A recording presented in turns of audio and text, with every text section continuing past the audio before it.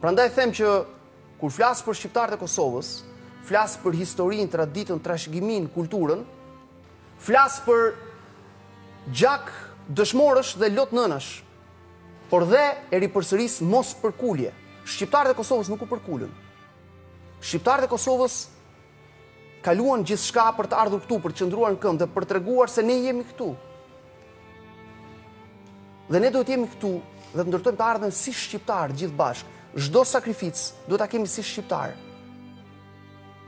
Unë e thash pak më parë, nuk mund të vi dikush dhe të më thotë që ti nuk ke një gjak me shqiptarët e Kosovës, me shqiptarët e Maqedonisë, me shqiptarët e Malitzi, me shqiptarët kudo që ndodhen, sepse unë kam një gjak me shqiptarët.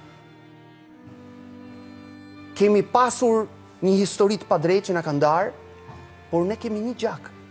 Ne nuk mund ta zhbëjmë diçka të tillë. Pa dyshim që kur kam hyrë në odat e shqiptarëve të Kosovës, unë e kam ndjerë dhimbjen. Si të kem qenë fëmijë asaj shtëpie. Sepse është i njëjti gjak që rrjedh në venat e mia. Ky është thelbi. Dhe ne duhet ta kuptojmë të gjithë këtë gjë.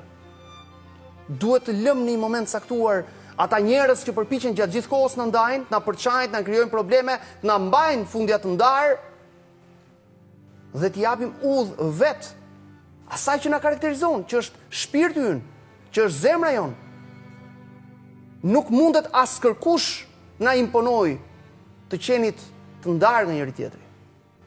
Se unë s'mundem dot të ngrihem dhe them nuk jam shqiptar i Kosovës, sepse unë jam shqiptar i Kosovës, sako jam shqiptar. Unë jam shqiptar i Çamërisë, sako jam shqiptar. Unë jam shqiptar i zonës Maqedonisë apo i Malitzi, sako jam shqiptar. Ky është thelbi. Nuk mundet dikush të vijë dhe të ngrihet na thotë, "Jo, mos jini shqiptar, por ndërtoni diçka të ndryshme." Jo, nuk mundet ta ndërtoj diçka të ndryshme. Se mua më dhëm zemra kur një nën nga Kosova shkon tek vendpreja e fëmijës vet dhe qan. Më dhëm zemra, sepse është si të jetë nëna ime.